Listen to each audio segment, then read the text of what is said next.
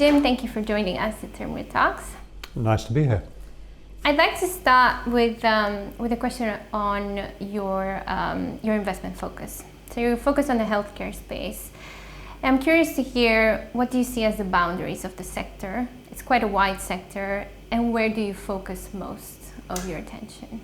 You're right, healthcare is a very wide sector and we only focus on part of it. So the focus for us is the more predictable part of healthcare. So healthcare services, which will include things like care homes, mental health rehabilitation, and it'll also include the lower technology end of medical devices. So it might be orthopedic implants, or it might be electrical equipment that's used in an operating theatre, which isn't in itself very complicated, but the fact that you use it in an operating theatre makes it a healthcare piece of equipment. What we avoid, because none of us are clinicians, is the part of the market which is very technological in the healthcare sense. What we're not doing is taking the pharmaceutical type bets on whether, my cancer beating drug is better than your cancer beating drug, and we find out in 15 years time that actually I was wrong and it was your one that was the right one to invest in. And I should say we only invest in the UK, and the reason for that is, in our part of the market, unlike pharmaceuticals, the regulation is different in every country, the funding mechanisms are different in every country, employment can be different, property management can be different, and so it's actually very unusual to come across businesses like the ones that we target, which are in multiple jurisdictions. Thinking about another side of your investment focus, which is the lower mid-market. So curious to hear, what do you define as the lower mid-market? Where do you see the challenges? It's a very competitive market, so where do you actually differentiate yourself? So when we say lower mid-market, I get the impression we're talking about investments which are smaller than they are for a lot of people who say lower mid-market. The mid-market in general has all sorts of definitions, can be as much as a billion for an EV. The market we're targeting is the market where entry multiples are significantly lower. And I'm sure many of the listeners have seen analysis which shows that when you come small enough, EVs drop from double digits and all of a sudden they're typically 5 times. That's the part of the market we're targeting. And that usually means an EV up to about 50 million, so an equity check up to, let's say, 25 million. But I think a lot of people, when they say lower mid-market, they're talking about at least double that, which really means they're in the competitive part of the market. And you said that it's a competitive part of the market, that for the part that we play in, we don't find competitive at all. And I think the reason for that is that it's not a fee game. So if you're an investor, you make your money on returns. So the returns are proven in the lower mid-market to be much higher. And so if you trust that you can repeatedly produce good returns, then it's very attractive. But if what you're trying to do is grow your assets under management so that your fees as a percentage of assets under management are bigger, then you won't be happy in the lower mid-market. And our track record over 15 years is 5 times and an IRR that's over 100%. The sub 100 million EV market has returns in the mid to high 20s. The over $1 billion market then has returns in the low teens. It's just different. And how do you approach deal sourcing? What is the best strategy that you've found? The healthcare community in the UK is surprisingly small. And almost everyone that runs a significant company as an advisor, corporate finance, debt provider, fits in one room, and everyone knows everyone.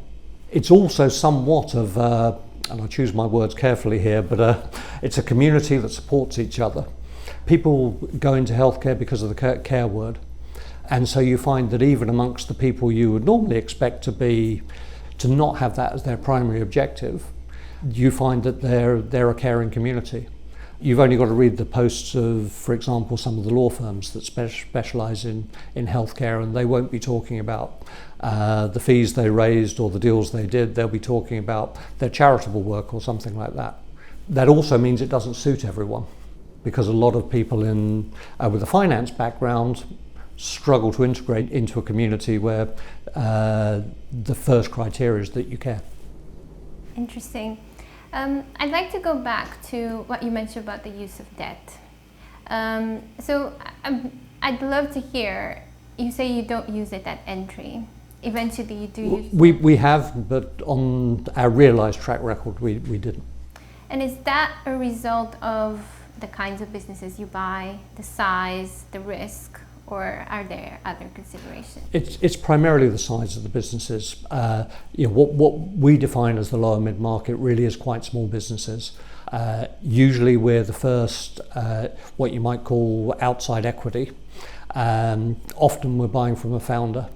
That means they're not really run like sort of small corporations. So what that means is that there's just operational risk in the businesses, and until we've done what we do, which is bring that kind of appropriate corporate know-how to a small business, control systems, governance, etc., financial controls, financial predictability, and that takes time.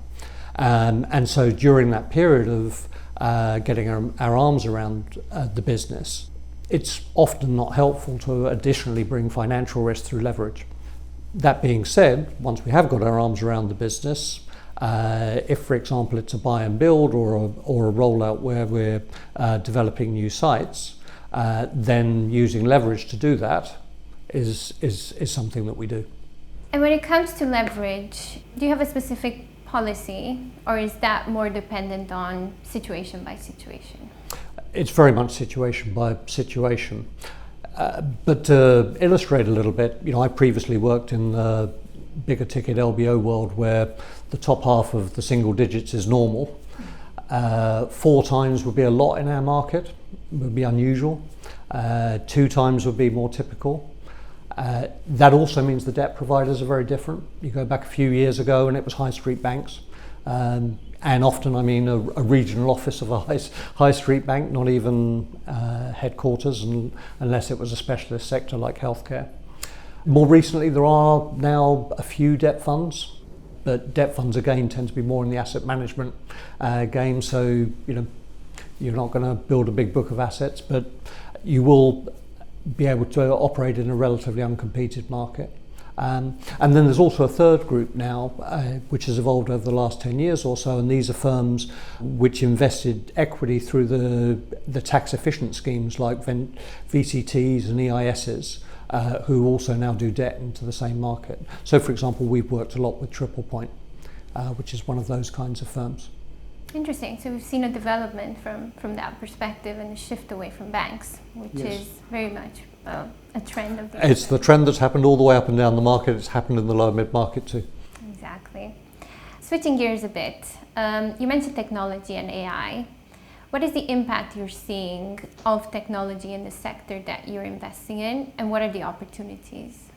So far the impact has been relatively limited, but it's coming.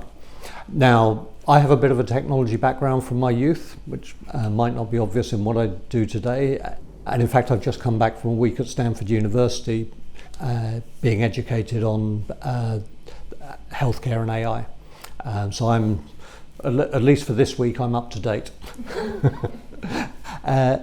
What you're definitely already seeing is AI being applied to technology where it was already being used. So I was, for example, with someone last night who's a non-executive director at one of the leading providers of patient record technology for care homes. And they're going to be able to now extract benchmarking data so that even if you only run one care home, you'll be able to benchmark your performance across a whole suite of measures against other care homes. And phase 2 of that will be that they'll then run analysis, AI-driven analysis, through all the data they've got to try and predict not great things about to happen to one of the residents, so that the home can intervene before whatever episode that might be. So I think what we'll see is that kind of provision, so technology we're already using becoming much more powerful. In other parts of healthcare, you're already seeing that too. So one of the most talked about is radiology. So a lot of radiology providers now have trained their radiology suite on, this is before the days of LLM's foundation models. They've trained their radiology suite on pre-existing and pre-diagnosed X-rays, MRIs, whatever it might be. And so now they'll present the X-ray of the broken leg, they'll present it to the radiologist, not just as the raw X-ray, but with a few rings around it saying, you might want to look here and you might want to look there. And we think this is a break, but could you just check, please? So that kind of thing is already happening in the sort of pre-large language model world.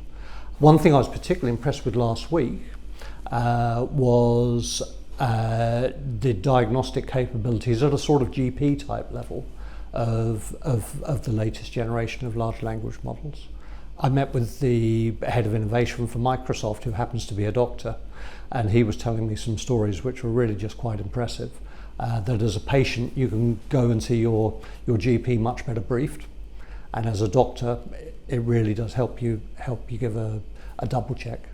Another big area which is sort of live now is around real-time patient records.